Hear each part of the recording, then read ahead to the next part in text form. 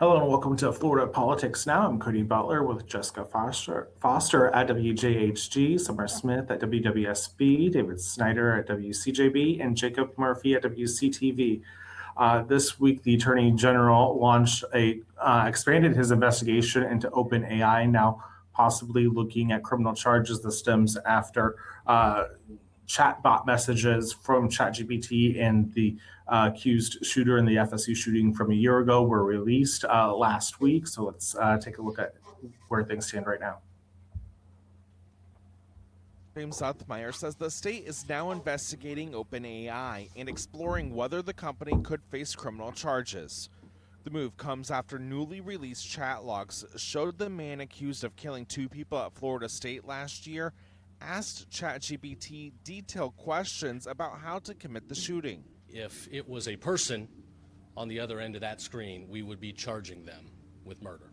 Southmeyer calls this uncharted territory and says it's not the first time his office has seen suspects use ChatGPT in crimes, and he says the state has to figure out where the guardrails failed. Technology, AI, is supposed to support mankind. It is supposed to help mankind. It is supposed to advance mankind, not end it. Southmeyer says they'll look at what safety policies were in place before the shooting and whether anyone at the company should have seen the risk. We're going to look at who knew what, designed what, or should have known what. Florida Department of Law Enforcement Commissioner Mark Glass says the technology is only as good as the people behind it. Artificial intelligence is built by man. Man is fallible. Man makes mistakes. OpenAI says in a statement on Tuesday it's not responsible for the crime. The statement says it proactively shared information with law enforcement and continues to cooperate with authorities.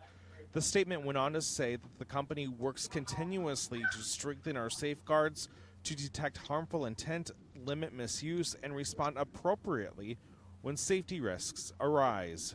They believe improvements and changes need to be made. I hope they're right. I hope they're right. We cannot have AI bots that are advising people on how to kill others. When state lawmakers return to Tallahassee next week for a special session, they'll consider consumer protections in AI. In Tallahassee, I'm Cody Butler reporting. And that was also something that the Attorney General wanted to see, as well as the governors, those AI protections when lawmakers do return next week. Cody, there aren't too many federal guidelines when it comes to AI. Do state lawmakers feel like they can set the stage for legislation elsewhere? That's what some of them are saying. We saw that in the Senate because they want to put these protections in it, not necessarily regulating too much on the industry as a whole and innovation. That's many believe being left up to the federal government, but I mean the sentiment among many leaders here in Florida is not much gets done in DC, so they need to do it, and so that's why they're going to take it on again next week in next week's special session. But it died in the House during regular session because the speaker doesn't think that a patchwork of regulations will ultimately be good, stifling innovation instead of enhancing it. And Cody, do you feel like this is more of a symbolic gesture? Hey, we've seen this, we need to say that we're doing something or trying to do something? With the criminal investigation, as the Attorney General said, like if you see this all the time when another person is advising, hey, if you do XYZ, you could accomplish XYZ, the person that we giving that advice would also face criminal charges. So they're just trying to make sure that everyone responsible in the FSU shooting is held accountable. We have the trial upcoming on the person that's accused of pulling the trigger on FSU's campus coming up. So this is just another way of trying to find some accountability. And like the FDLE commissioner said, someone had to design it. AI is only as good as what people put into it to spit out. So that's kind of, there's ultimately a person behind it somewhere. They're just trying to figure out exactly how that would fit into this. But let me play the devil's advocate here, Cody. Is the Attorney General just looking for a new scapegoat? Possibly. He's been big on protecting children. That's been his platform all along. And this is just another one of those cases. We've seen it with the governor's roundtable during the regular session on AI, where they chatbots were giving advice on suicide. There was I believe there was an attempted suicide or a suicide in Florida after a relationship with a chatbot. So those cases are kind of what is kind of spearheading this. And now that we have from the prosecutors on this FSU case, some actual details on what some of these advices that the chatbots are giving out are now. And Cody, has the governor responded to any of this since it was brought up? And it does seem like it's progressing slowly right now, but it's an issue that we're going to face. Yeah, the governor's been pushing for this AI Bill of Rights. The Senate refiled the bill today that they passed during regular session that died in the House. So the bill's been filed for lawmakers to take up next week. It's only a matter of if it will pass the House. I expect it'll pass the Senate like it did during regular session. There's only one new member in the Senate. So I feel the big question will be if the House does take it up next week. Is there a sense, Cody, if this Bill of Rights had been in place, before the FSU shooting, that would have changed the AI product in some way that could have prevented this kind of shooting, or at least prevented the AI interference with this? Or, do you get the sense that this Bill of Rights is just one small step towards, a much larger path towards curbing AI? And some of the conversations around the suicides and suicide attempts, they believe that it could have been something prevented with the guardrails in place. And with the FSU shooting, I'm not exactly sure with that, but it would have potentially have flagged some of these conversations to authorities much sooner than what they happened, and so that could have possibly been the prevention of the FSU shooting. So hindsight's always 20/20. So can't really say for sure if it would have actually prevented it or maybe have just helped solve it a little quicker. All right, and when we come back, we'll be talking about what's on almost everyone's minds is the new congressional maps. We'll talk about that when we come back.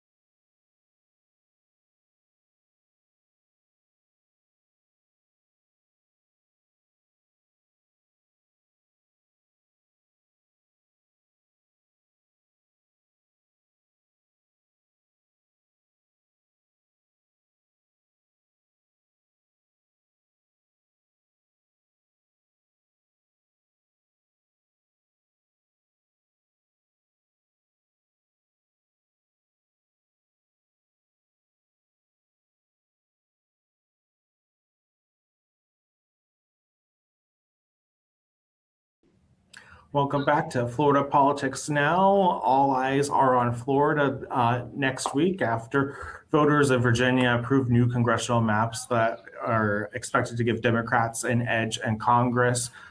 Next week, Florida lawmakers will be in Tallahassee debating on a new map. Let's take a look at the story that I did last week when the governor pushed the special session to next week.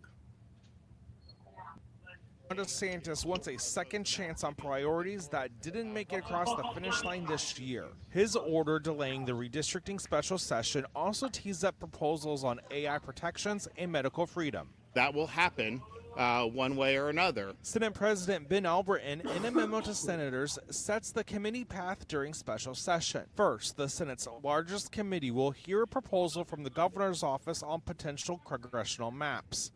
Then they are expected to pass an AI Bill of Rights and a medical freedom bill that changes vaccine requirements. These two bills will be the same ones that passed during the 60-day regular session. Their fate in the House remains to be seen, as the lower chamber never took them up, and the governor can't force lawmakers to pass anything. House Speaker Daniel Perez said in March that he agrees with President Donald Trump, arguing that a patchwork of state rules on AI could hurt innovation. If we address it on a state-by-state level, then you're only going to cover some states from stopping future generations from being in the position that child was in. House Minority Leader Frances Driscoll says she expects that to have changed with the special session expansion. That lets me know that there's political horse trading that's happening behind the scenes, and that this has nothing to do with what's in the best interest of the people of Florida. She says even with a second go this year, Republicans are still missing the mark for Floridians. As I look at this expanded call to special session, what I see are more distractions, trying to distract away from Donald Trump's failed record on the economy, the Republicans in Tallahassee's failed record on affordability. Keep in mind, state lawmakers still don't know when they'll pass a state budget, which is their only constitutional obligation. The new fiscal year begins July 1st. In Tallahassee, I'm Cody Butler reporting. And as of this afternoon, there are still no maps to be seen. The Senate President sent a memo to senators this afternoon that they're still waiting for the governor's office to relay a new map. Then they have to take some time to create the bill. So it's looking like it's going to be down to the wire on getting at least eyes on these maps that lawmakers will consider next week.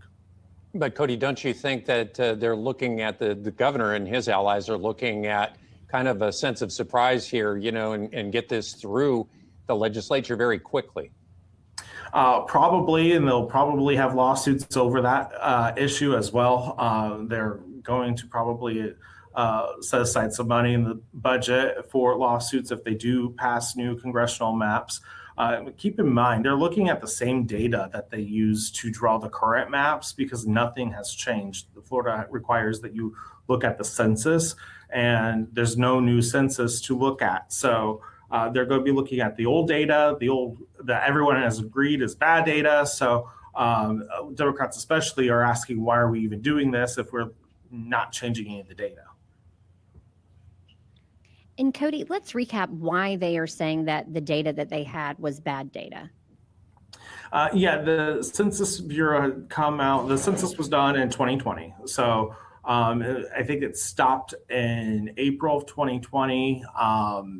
And that was when COVID hit. COVID was starting to ramp up across the country in March. And the census was done in April. And the Census Bureau said that Florida was one of a handful of states that were undercounted during that. There's some reasons why that could have been. People not going out, knocking on doors, not turning in the papers, things like that. So that's kind of what they're looking at. The governor was expecting to pick up 2 extra seats in Congress. We only picked up 1 additional seat. So that's been some of his arguments on redistricting as well. And there's also the Florida or Louisiana case in the Supreme Court that deals with their maps, and he's waiting on theirs on the, I believe it was the Voting Rights Act. And so that they're trying to kind of line all this up, but the Supreme Court hasn't ruled on that case either. So still a lot of up in the air on kind of what they're going to actually look at when the time comes next week. Cody, why is the governor saying why there's a delay and he's not releasing it to these lawmakers? No, he hasn't said. He's just said that they've been working on it. And so his office is the one that came out with the current maps. If you'll remember, the legislature passed a map during regular session. He vetoed it, and then they had to come back for special session, and they passed the map that his office came up with. And that map has been upheld in the courts. So he's looking at possibly adjusting some of the districts in South Florida based on kind of what he's expecting to come out of the Louisiana case, and based on the rulings on the North Florida district that was very contentious. I find the focus on South Florida interesting, given that it's become a much more red region in recent elections. But at the same time, this will be the first election since Trump's second term, and many of the immigration policies or some of the foreign policies. I would just be curious if that has influenced whether South Florida is purple or red or blue. I'd be interested to see how they navigate that dynamic while also trying to carve those regions to benefit the GOP. So I'd be interested if that's been talked about at all, or if the fact that the delay allowed that Virginia vote last week to happen before anyone in Florida met, with that vote Virginia now maybe adding some pressure for Republicans to kind of fight back and try to skew the total towards them once again. Yeah, that Virginia vote is definitely putting pressure, but Florida Republicans, especially in the legislature, can't say that out loud because we have the ban on political gerrymandering written in the Constitution. So they are trying to find out these other excuses to do this. Population growth is one that the governor has cited, saying we've had a lot of people move to Florida since the census had been done, and we kind of have to adjust where that is. And we're seeing that growth in South Florida. South Florida also has a higher concentration of Democratic representatives. So if you bust up those districts, it hurts their chances possibly. But we're also seeing that Democrats are doing well in special elections across the country, including here in Florida, overperforming. Part of that is that the NPAs are breaking with Democrats on some of these issues right now. So, I mean, and there's a chance that this could backfire and end up putting more Democrats in Congress. So I mean, there's still a lot of up in the air on that. And so it's kind of a wait and see approach. And again, they don't have to do anything. So they could just come in, say, nope, we're not going to do this, and go home, and then come back in a couple of weeks to do the budget. And that's what I was going to ask about, Cody, because in the current political climate and what we're seeing across the nation and how elections are trending right now, I was wondering if they might kind of abandon this and decide, hey, we don't need to mess with it right now. Yeah, especially some of the members of the Florida delegation, Republicans are trying to get them to not do this. We've seen other states reject this. Indiana is the one I keep coming back to because that one made big news when that happened. Was the Republican supermajority in the Senate rejected redistricting in Indiana, and they've had some political fallout since then.